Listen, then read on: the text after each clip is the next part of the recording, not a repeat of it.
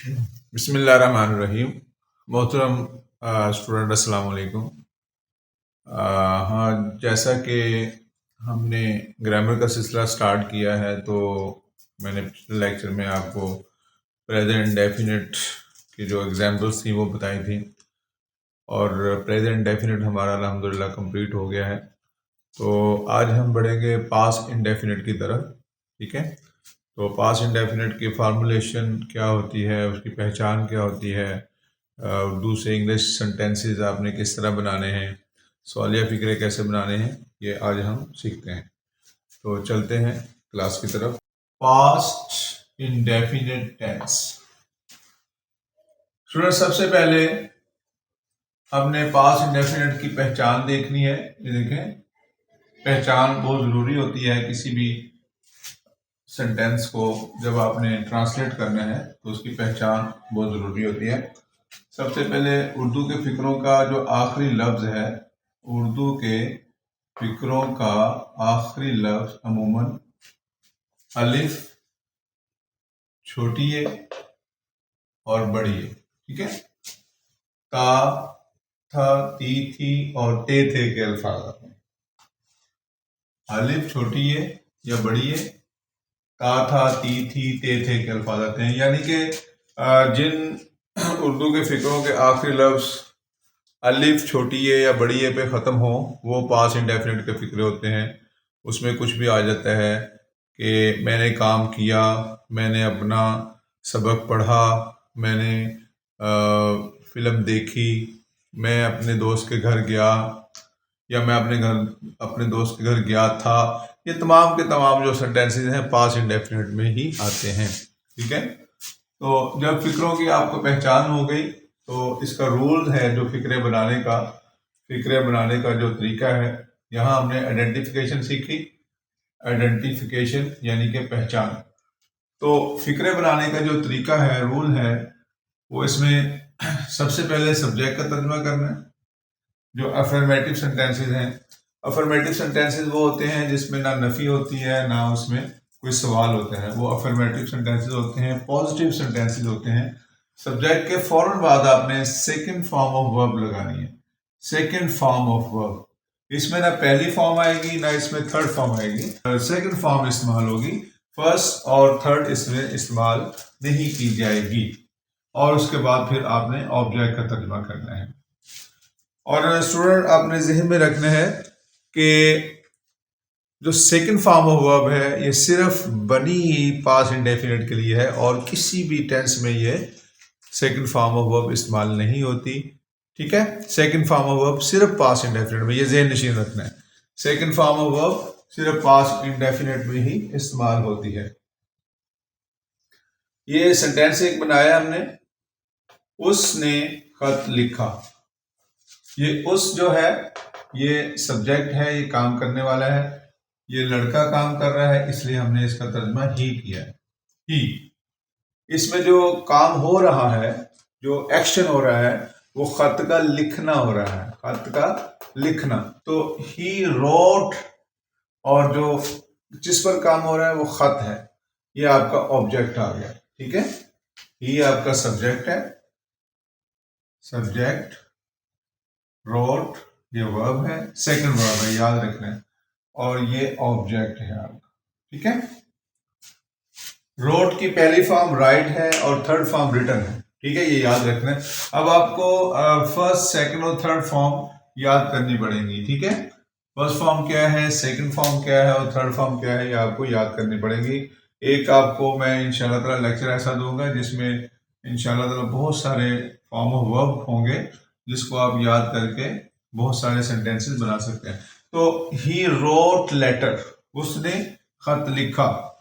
Right पहली form है, road second form है, और रिटन इसकी थर्ड फॉर्म है। ठीक है, राइट, रोट, रिटन, ये थर्ड फॉर्म है। उसने खत लिखा, ही रोट लेटर, उसने खत लिखा। इसके बाद नफी फिक्रे जब इसमें बनाने हैं, तो स्टूडेंट ये याद रखना है, ये फार्मूला इसका याद रखना है। ये अफर्मेटिव सेंटेंसेस का फार्मूला है, subject plus second form of verb plus object. Affirmative sentences का फार्मूला है। और ये जो है नफी फिक्रे बनाने के लिए subject plus did not, subject के फौरन बाद आपने डिड नॉट लगाना है और डिड नॉट के बाद हमेशा फर्स्ट फॉर्म ऑफ वर्ब इस्तेमाल की जाएगी। यहाँ पर फिर सेकंड फॉर्म नहीं आएगी। अक्सर जो स्टूडेंट हैं यहाँ पर सेकंड फॉर्म लगा देते हैं गलती से कि ये पास्ट इंडेफिनिट का फिक्रा है और पास्ट इंडेफिनिट में सेकंड फॉर्म आती है। लेकिन जब डिड यहाँ पर लग गया है, ये भी याद रखें कि जो डिड है ये डू की पास्ट फॉर्म है, ठीक है, सेकंड फॉर्म है डू, डिड और डन। यहाँ पर did as a helping verb आया है, तीसरा हेल्पिंग वर्ब। पहले हमने प्रेजेंट डेफिनेट में दो हेल्पिंग वर्ब पढ़े थे, डज और डू, और ये डिड आपका थर्ड जो सा है हेल्पिंग वर्ब हमने पढ़ लिया है। तो स्टूडेंट मैंने आपसे कहा था कि हम 15 हेल्पिंग वर्ब याद करेंगे, तो इंशाल्लाह ताला उन 15 हेल्पिंग वर्ब में से ये तीसरा जो डिड है ये हेल्पिंग वर्ब हमने पढ़ लिया है। तो वो 15 हेल्पिंग वर्ब में हर लेसन में आपको रिपीट कराता हूँ, आप भी बार बार उसको पढ़ा करें। अब फिर मैं रिपीट कराता हूँ, is, are, am, be, been, was, were, has, have, had, will, shall, do, did, does. These 15 helping verb are the key of English conversation. ये 15 हेल्पिंग वर्ब जो उनसे हैं आपकी इंग्लिश कन्वर्सेशन के लिए बहुत ज़रूरी है। और ये डिड जो उनसे है ये पास्ट इंडेफिनिट का हेल्पिंग वर्ब है और एज ए हेल्पिंग वर्ब ये और किसी टेंस के अंदर इस्तेमाल नहीं होगा। Subject plus did not plus first form of verb plus object, ये नफी फिक्रे बनाने का रूल है।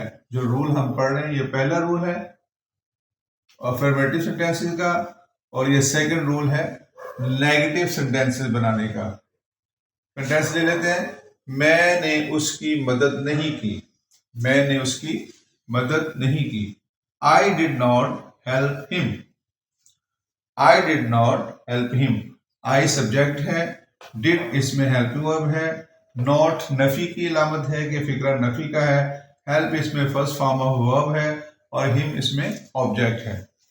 अब आते हैं सवालिया फिक्रे बनाने के लिए।